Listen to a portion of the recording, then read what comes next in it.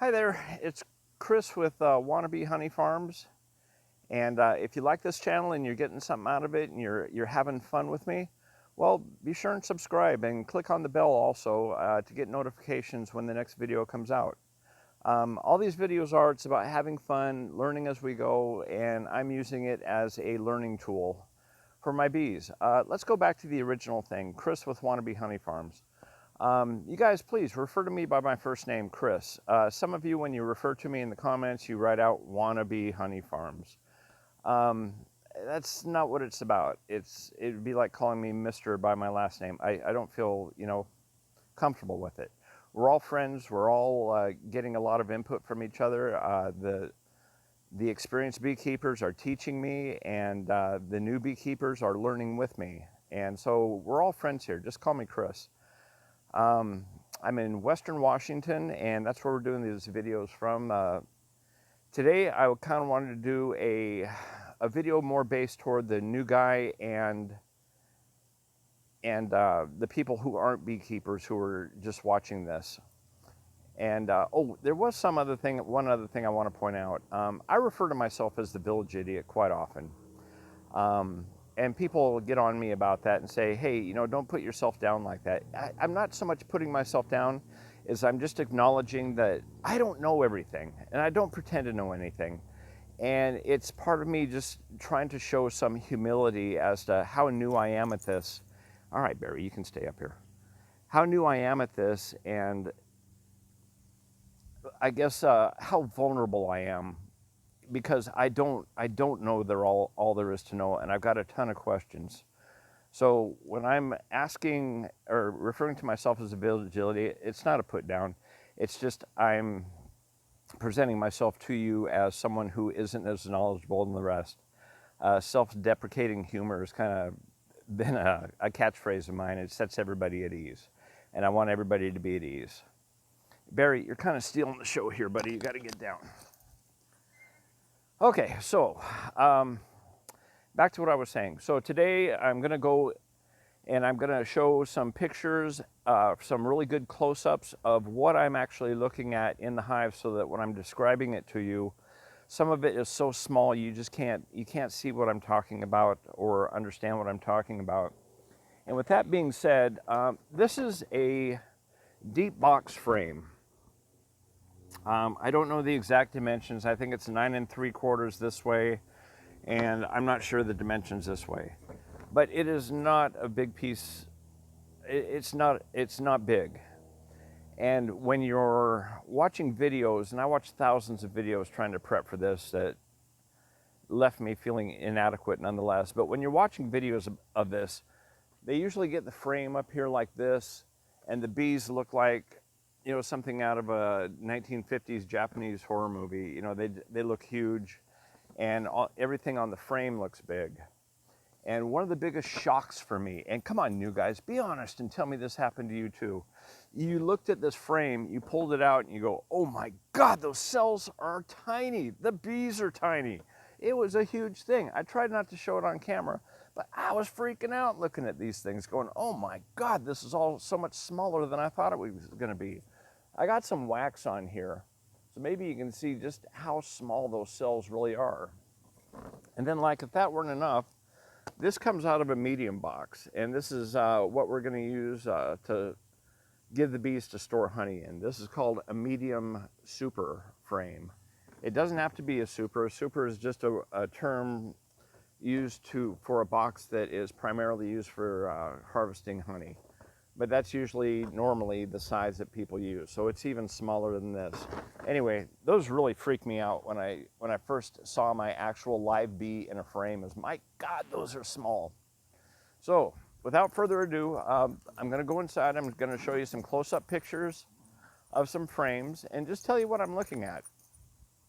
Okay, let's go inside and we'll get to that. Okay, first off, I want to introduce you to my camera person. This is my wife, Shirley. This photo was taken about 35 wonderful years ago.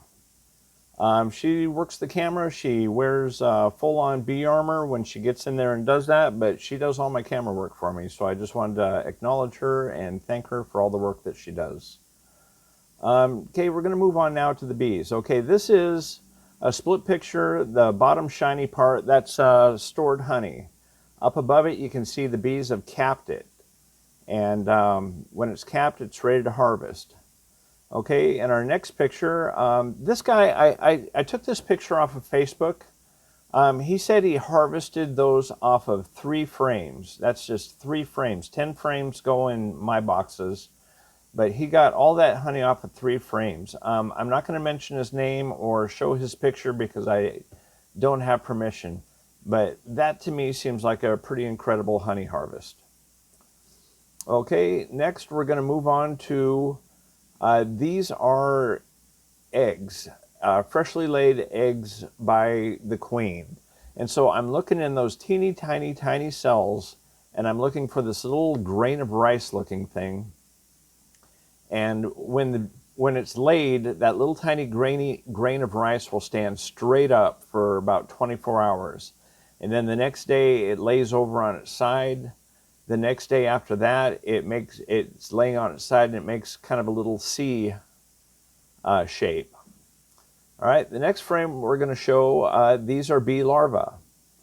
And they usually turn into larvae after about 3 days. I'm sure there's going to be plenty of people that want to correct me if I get that wrong. But yeah, so that's about 3 days. Okay, in the next frame, we got after 8 days, they cap the brood, or cap the larvae, and they'll sit in there, and the total gestation period is about 21 days for a worker bee. Okay, on the next picture, we have, this is a split picture. On the top is the brood that I just mentioned, capped brood. Down below that in the bottom right-hand corner, that's drone brood. Drone brood or drone bees are quite a bit larger, and so you can see their capped brood bubbles up a little bit more. Okay, now on to the queen. This is a queen that has been marked, and this is what I've been wanting to do with my bee, is mark her. And it just entails putting a little dot on her and making her much easier to identify amongst all the other bees. You can see she's quite a bit larger. Okay, in the next picture, we have, those are queen cells. And the queen will hatch from those, or you can see they look kind of like a peanut, and they're much larger than the other cells. When they hang down on the bottom, those are generally swarm cells. When they're up on top or just scattered amongst the frame somewhere, those are queen cups. They could be called supersedures. That's when the hive notices a queen is missing or whatever, and they need to make a queen now. And so they'll make superseder cells more so in the center of the cup. Or, excuse me, center of the frame.